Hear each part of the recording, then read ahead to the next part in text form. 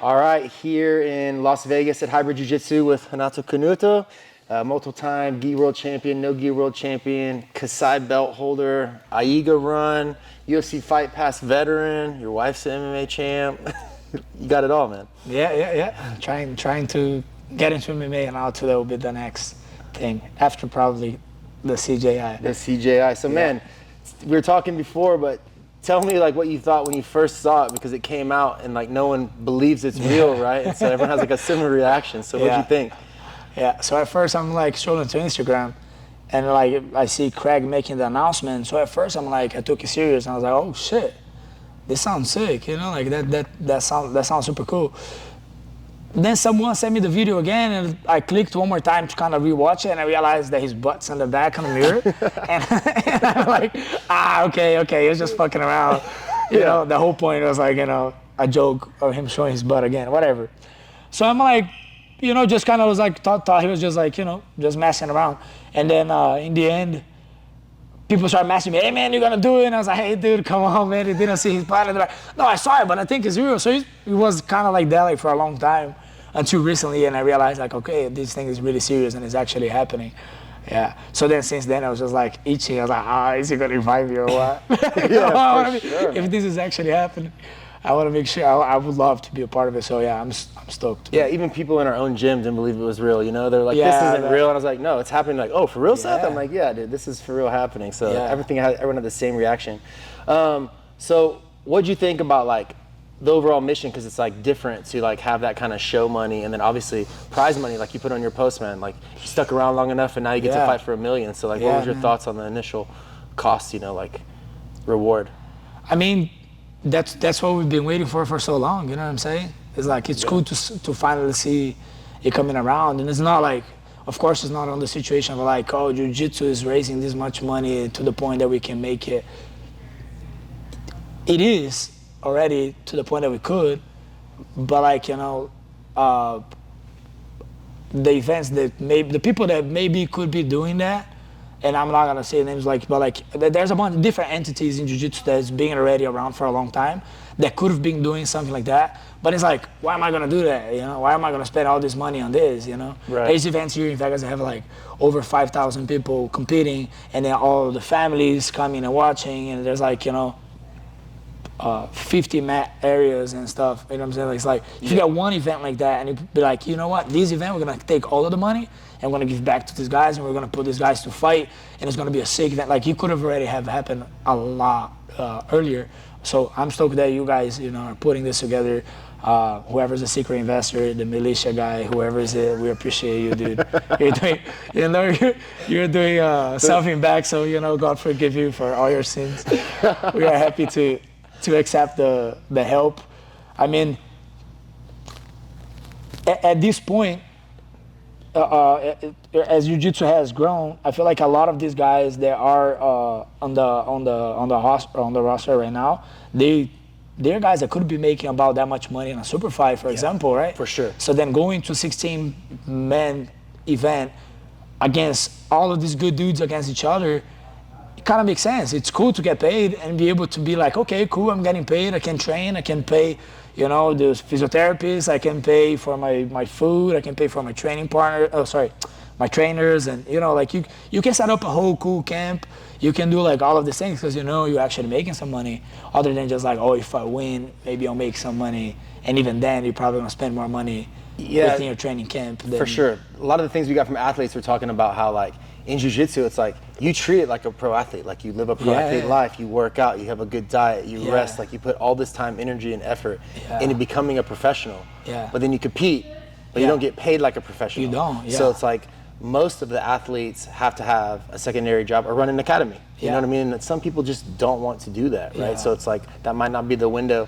And then if you look at like some of the big names in the sport, there's only like a few in modern jiu-jitsu that have been able to make money just by being an athlete. It's not a school owner. And it ties to like, hey, good instructional sales, good marketing, or like, you know, good genetics. You know what I mean? There's top three. They know what I'm talking about. But like some people will be able to monetize that. But the rest of them, it's like, even the old world champions, it's like, man, they started a school, they had other things. So it's like, to be to that next level, I think you need to have like talent follows money. So if you raise the bar on the price, then people like come to it. Yeah, 100%. I feel like, I mean, that's the cool thing about the UFC, you know what I'm saying? Like the UFC was the biggest pay.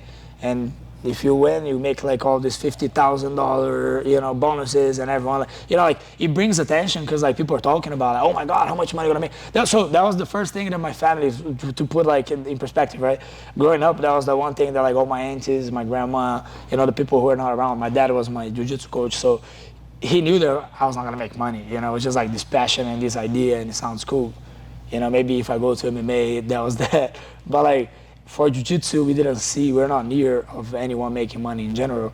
And then whenever I would come here for Worlds or whatever, and I remember, you know, whenever I would compete or win anything big and come back home, as people were like, hey, so how much money did you make? Yeah, about that, you know, actually it cost me money. It's just, you know, it's really cool because, you know, now I'm the best in the world, but so what? Like, now what? Like, what do you get paid? And there was nothing. There was like nothing I could say, and I felt kind of stupid for it. But part of it, for me, was just like, you know, like, I'm doing the right thing, you know, I'm being an athlete, I'm following a sport that I love, and it's awesome. But like, you don't even know, like nobody know, like I never knew how I was gonna make money. So the only guys I could look up to was the guys that were doing seminars, the guys that were, you know, traveling the world all over and teaching. So I'm like, now being an athlete and being around the game for like, I've been a black belt for about 8 years, almost 8 years. So it's like, just as a black belt, and after winning brown belt worlds and realizing that like nobody sent me an email, I didn't get any message of anything. I didn't get any sponsors that were paying back then or anything like that. And then I had to hustle to like figure out what I'm gonna do next. Like, then I got married here. I was 20 years old, and then I had to figure out like life in general. So that's when I took charge of like, okay, I'm gonna start teaching then, because I had the opportunity to do so. Then I opened a gym, we started teaching. But it wasn't like I wanted to be a coach. I wanted to be a full-time athlete. You know, jiu-jitsu is hard. That's the reason why I moved here. But now, you know, I'm married, and I'm also like trying to live here on my own. I never asked my parents for money at all. So like I was trying to figure out how to live. So I started teaching, and it was something that I liked, but it wasn't something that I was, you know, it wasn't on the plans. So if you don't teach seminars, if you don't do like extra work outside of it, you're not making money as an athlete. So I feel like people gotta cut the bullshit and be like, stop with that whole thing of like, you know, the prestige of it, and you know, if you win this, then, you know, your life is sad, because it's not. I done a pretty good job for myself, and I actually figured out how to, like, you know, I have a gym, my gym is nice, I have a lot of students now. It took me like 5 years about now, like total, like since we started teaching at Venom and then open our own place and COVID and all that, right? So it takes a long time until things get better, even doing this and being an athlete all at the same time. Doing seminars and this and that, like it's still like you're making money out of all these people who are like fans of yours, but it has nothing to do with fighting in general. You know? I think that's like, you know, like Techi and Gadela, Claudia have done like a really good job at UFC Fight Pass, like you said, like these other entities, but like it doesn't make sense anymore to do this like tournament structure to get paid like a nominal amount, because you can go on UFC Fight Pass, which is like a professional organization, and get paid well to compete. Win or lose, right? Like you go out there and they're actually treating it like a professional event. And they're giving you the exposure. And they're giving the exposure. Got a media engine behind it, right? So it's like that makes sense. Like, that makes sense. You want to be there. You want to be there. That's like some of our athletes would choose that over any of these other tournaments because like, well, hey man, I know that I'm going to get paid. I know I'm going to get exposure, and that helps my brand to help me do business outside, because winning some of these prestigious things that you have multiple titles for, like you said, man, you can't even get an email answered, or people aren't knocking on your door like, hey bro, we want you, you know? You need that kind of media engine. So I mean, I was talking to Tach them, and they were saying like, oh, ADCC is coming up, so we don't know when we're going to do the next event. We wanted to do in July, but a lot of the guys are going to be doing ADCC. And I was like, why the people doing ADCC? You're not going to do UFC Fight Pass? That doesn't make sense. That sounds like crazy talk to me. You know what I'm saying? Like, because at the end of the day, like, this is a sure money, this is a sure opportunity, and you do one match, and you got to stay sharp, and you go in and you compete, you know, instead of like just isolate yourself. I'm gonna do this camp, I'm gonna make sure I'm ready, I'm doing this and that. Still, everyone's doing the same. Like, I prepared for ADCC the last 2 times I competed like crazy. I gotta break my body before the tournament happens, because I'm preparing. The first time before I ever competed, right? So the first time I'm going in, they used to have, for all the matches, extra overtime and overtime and overtime. So like you could do 2 overtimes during the regular matches, and then the finals was like infinite overtimes if like the match is close. All right. So then I was preparing to do 20-minute matches. So my training was all set up on doing 20-minute rounds and 20-minute specific training and this and that. Like, it was crazy. Like by the time like I did like a 10, 12 week, I think, total camp too. So that wasn't too smart. And then I was going for like Buchecha and Gabriel Almeida, all these big dudes that was doing ADCC too. Yeah, go for the absolute. Exactly. Like, I should have just done the absolute at that point. But like I feel like I did. It was the first time I had like an overtraining thing. It was like I couldn't get out of bed. My lower back was destroyed. And then anyway, I went there, competed. It was cool. The experience was awesome. I was like, fuck, I want to win this thing. 2 years later, I fought. 3 years later, because of COVID, I ended up fighting again. And then this time I was already kind of training for MMA, but I still went and put all the time to train and did everything. Same thing, get hurt like a week before. So like even that, like you train so hard and you get injured and all that, like you might still walk away with no money if you don't win the whole thing, you know. And I don't think it's fair. I don't think there's like, they have to give us a lot of money, but give something, you know. Figure out like something at this point, like where we're getting, like and how big the event is. Yeah. Like just me alone here being in Vegas, dude. We're gonna bring about 50 people at least. Yeah, I think like these pro events that they're putting on, like we said, like UFC Fight Pass, like obviously like you could do 4 matches in a tournament, or you could do 4 super fights and make 4 10x what you made. Yeah. And so I think that's like the future. And so like us doing this disruptor move is like showing like, hey, Plus, if athletes come together, then you'll accept it and it'll go forward. Exactly, so it's like they should all just like recognize like this is a change that you can be a part of. Like and I mean, money. part of me on this whole thing, like I end up getting an ADCC invite after people started pulling out, but like part of me was just like, I was fighting with my own self because I'm trying to, like honestly, like I try to do everything right. Like, like in general, like I don't do steroids because I don't think it's right. Right. And it doesn't mean that it's wrong. Like you do whatever you want with your body. Like for me, like fuck, I don't want to fuck around with this if I don't need to. So that's where I stand at. So in general, like for a lot of things, I try to do what is right. And I really agreed with the whole idea of the Craig Jones Invitational.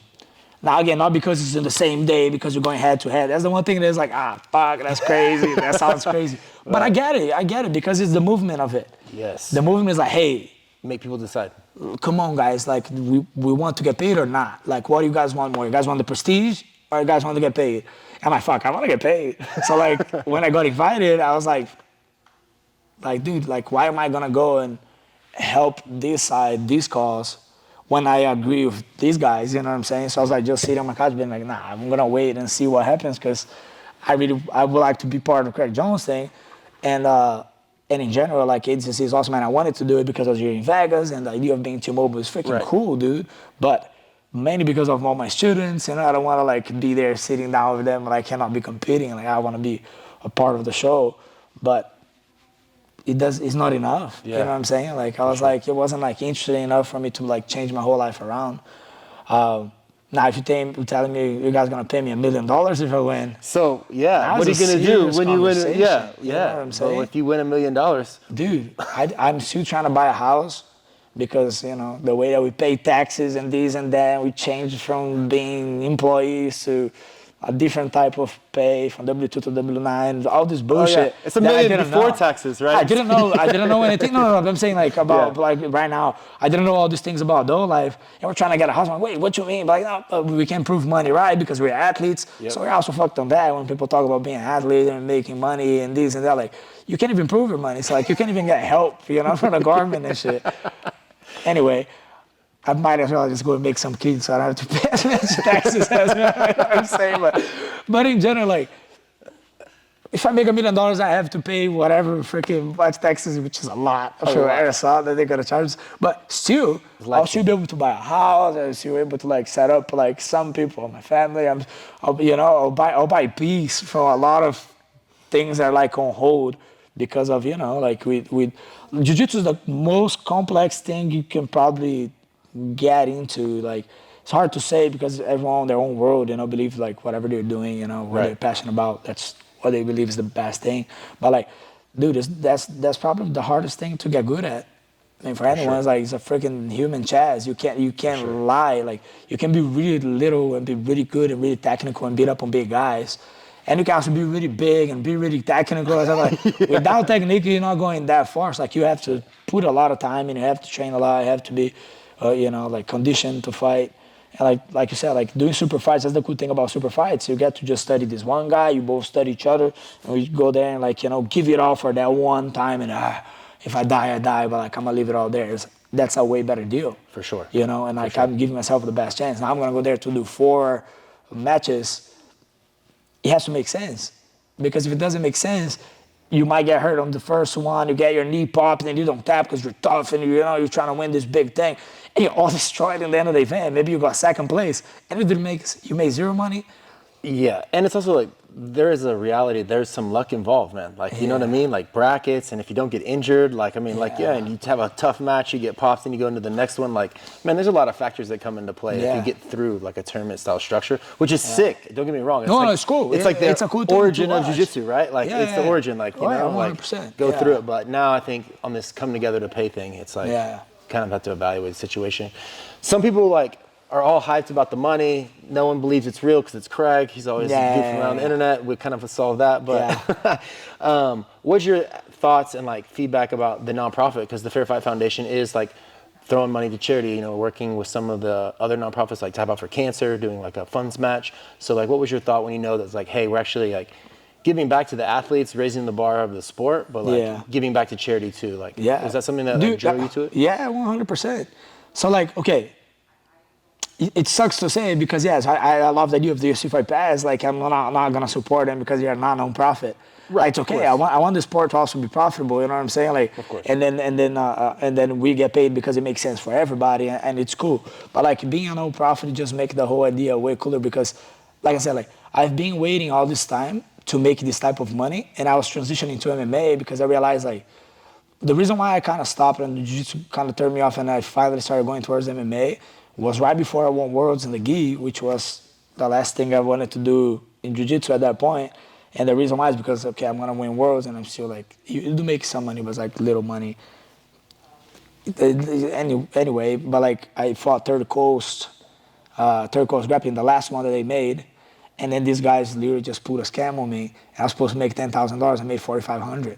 And then they had a whole money split pay thing. Like this guy makes 2,000, this guy makes 500, whatever. That was how, but they never said that, you know. And at first it was supposed to be 15, then they changed to 10, and then I was supposed to get some show money. But then since I won, I wouldn't get any show. So I was like, bro, this is bullshit. I'm tired of it. And I went up to 185. I was like walking around 175 or whatever. So I fought all these big dudes, and it was cool. You know, I got this cool belt, but like then it's time to get paid, and these guys are all like, give me the round, and they send me like less than half the money. So then I was like, you know what, fuck this. And just gonna go to MMA. I was like, I'm tired of it. I was like, I always wanted to do MMA anyway, and I've been pushing all this time because jiu-jitsu is getting bigger, and then I keep putting all these goals and this and that, and I realized like, this is not gonna change my life. I'm not gonna be able to do what I want to do, which is like, my main dream is to make a lot of money or be like, you know, like, get to the point like I have this kind of influence that Craig does, you know, which is super cool. That's why I told him, I was like, dude, the whole thing is cool because I thought it was going to take, that's why I wrote what I wrote on the post too, is like, I thought it was going to take me going to MMA, starting a whole new career and betting everything on like, I'm going to go there, I'm going to become the best, I'm going to, you know, win the belt and then be this big deal where I can talk to this and this guy and they're going to trust me, or like I'm going to use the money that I made and I can invest on these projects. But like, I would love to have non-profits in Brazil and be able to give back, because that's where I started. I started on social projects too. Yeah. You know, before that, we didn't even have kids program before my dad started there. So I want to be able to give back and have something cool in there where like people can be supported and they can live from the sport, or at least be able to travel and be able to compete and be able to have gigs, you know, like, like something. So that's something that's definitely on my plan. So this idea of like being a non-profit for me just make, you know, it's the cherry on top. Yeah, perfect. That's how we thought about it too, man. Because like people aren't like, to give back is one thing, but then also like elevate the sport, because then people will realize like, hey, like I can go pro in jiu-jitsu. Like people aren't like flocking to it, right? You know, it's just like, hey, like I'm the best, but I got to do all these other jobs, so let me see the difference, you know. 100%. I mean, once you make that kind of money, dude, if you're smart enough, you can make that money last, and you can make that money grow, and it's cool, dude. That would be awesome. I mean, I might break an arm this time. I had a few times like lately that I got caught in arm bars. Like when I was a brown belt, I would never tap. I'm like, I'll break my arm. Like I was sick. Nowadays, I'm more like, fuck. I don't know if I want to do that. I don't know if I want to go through a surgery just because of this thing. And then like, because of that, you end up fighting, like end up getting caught. Like, fuck, you're still pissed, but yeah, I might break a leg or two. For money. If I need, yeah. For $1 million? For $1 million, hell $1 million, you do it. Now, one thing I wanted to say too, the one of the things that, so the whole thing was crazy because like I said, like, that's a dream of mine to make an event exactly how you guys are making. Like every time I talk to people, I said that I was like the best rule set you can put. It's a lot of penalties, a lot of warnings, yes, which is kind of what the Fight Pass did. Because I was saying, I was like, dude, you guys gotta give a lot of warnings. They have good rules. Just stay on them. Warning. Like the guy's gonna guess out, everyone's gonna get tired. But shit, you guys want people to be excited. Nobody's waiting and figuring out the chess game and waiting for the guy to lay there and stay and take his time to finally pass, or like stay playing guard and just I'm flexible and I'm not actually trying. You know what I'm saying? Like some guys are there just to do not get caught. For sure. So all of that kind of like makes it hard. So I'm like, okay, warnings.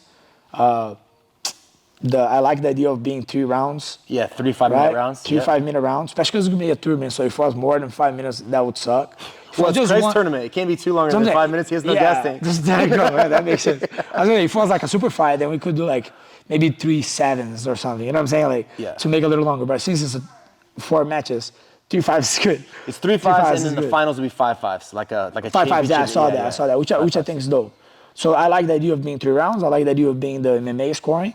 Because that way I don't know what the refs are scoring. I have to show work. Yep. I have to show that I'm fighting. I have to show that I'm better than this guy somehow, either by attacking submissions or passing his guard or taking his back, or not just staying there and be like, okay, I think I did enough. Yeah, you just know that you won. Like you don't know the score, but you know you won the round. So it's like open scoring as far as it's gonna be open scoring. Open scoring as far as on a 10-point must system. Yeah, but so it's like at least that way, if you win round 1, you know you're up. But if you're like up 2 rounds, the guy you can't come out in the 3rd round and just dance around. Yeah, exactly. There's gonna be penalties, so you can you can lose again. So it like but even then, I already did 2 full rounds where I'm actually working hard because I want to win those rounds.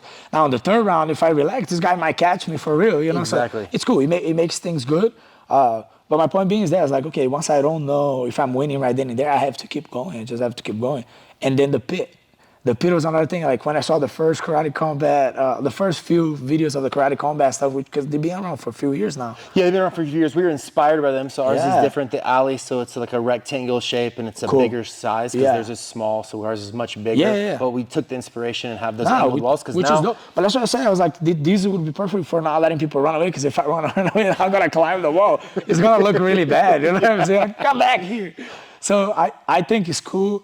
I saw how Craig hit the triangle thing, and I was like, I hate him for that, because like I was waiting to fight or something like that and do something cool like that. Yeah. So I fuck, there's so much thing I could do from the wall. I can back flip off the wall and pass the guy's guard. I can do this. I already had ideas. So when I saw him hit that, I was like, this dude's sick. Yeah. So like that's what I'm saying. Like the wall also gonna implement like those things, like the how to use the wall. It sounds like we had the perfect recipe to pull you over, man. I mean, that's what I'm saying. Like, so when I saw the whole event, I saw the rule set, and I saw that there was the pit, and like I was like, fuck, this is sick. I was like, they heard me. There's no way. They had a mic. Because I talk to a few people about it. Yeah. I was like, I think it would be cool if I was like on the pit, if it was like this, if it was MMA scoring. So when I saw that was the rule set, you didn't even have to say there was $1 million. I was like, oh, this is freaking dope. Well, in that case, man, if we got you, we might as well just get you to sign because, it's already official on the announcement, but we got to put pen to paper. Hell yeah, man. There you go, brother. Let's get it. $1 million. Get that money.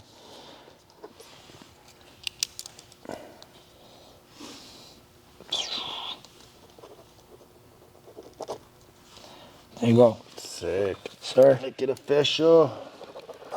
So get that money, man. Thanks so much, man. No problem. Let's get it. And then, Renato, you can look in there and just tell the guys where to follow you. You can give a shout out to your gym, your Instagram handle, or any message you want to say, to your fans. Okay. What's up, guys? This is Renato Canuto. You can follow me on Instagram at Renato Canuto BJJ. Renato with an R. Okay, I'm Brazilian. Didn't get there yet.